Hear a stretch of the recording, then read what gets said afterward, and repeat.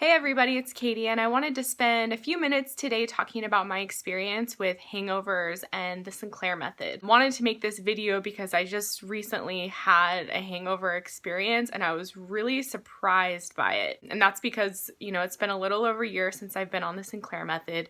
I'm drinking the frequency about maybe once a month, and when I do drink, I never have more than 2 drinks. Usually it's 1.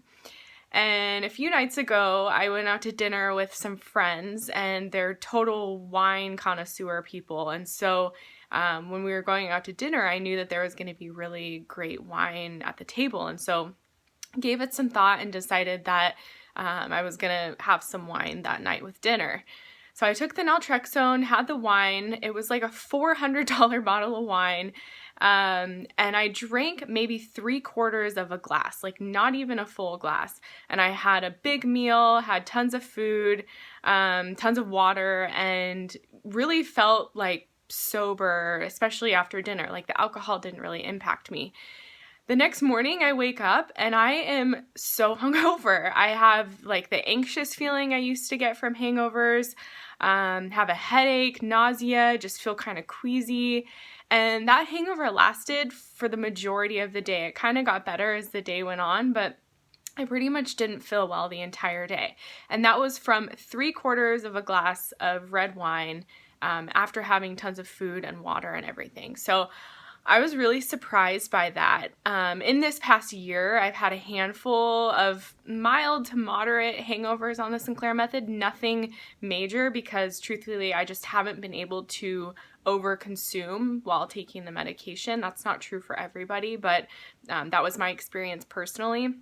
And so there would be a few times where I'd have a mild hangover if I didn't hydrate well, or, if I had 2 or 3 drinks and it just didn't sit well. But this was the worst hangover I experienced, and it was from the least amount of alcohol. And what I'm kind of realizing is, I've really been on this journey of kind of detoxing and cleansing lately, especially now that I'm never drinking. I feel like it's something that I can really benefit from. So I've just been doing, I did a juice cleanse for a few days. I did a liver flush, been doing coffee enemas, and just taking different modalities and methods to really flush out and cleanse my system.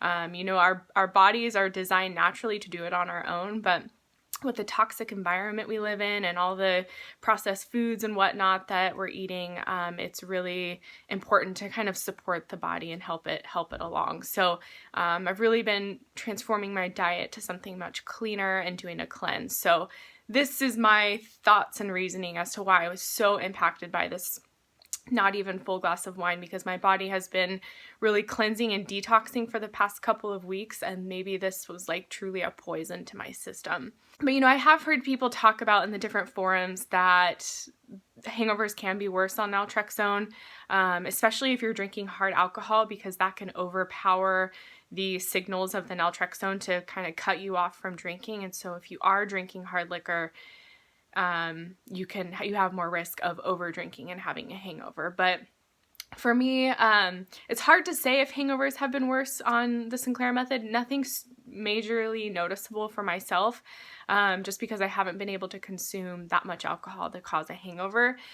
And then also, it's been a year, I'm hardly drinking, and I think I've just developed more and more of a sensitivity to alcohol. I remember way back when I first started drinking, I hardly drank. I didn't enjoy it because I was so sensitive to hangovers. Like I would have 1 drink and I would feel it the next day.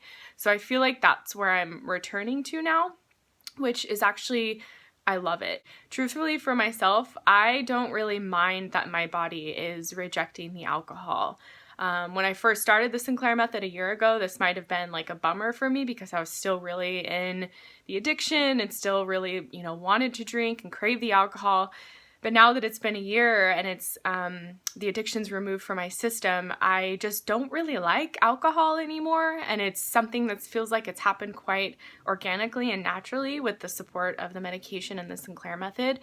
And so it's kind of just like eye-opening for me, and something that I'm observing, like the sensitivity to the alcohol and the fact that I don't even really like the feeling. Like I feel like, if this keeps happening, I don't know what my long-term plan will be for drinking, just because it's it's becoming more of a hindrance even just at one drink than it was before. So paying attention to that and interested to see kind of what it evolves to.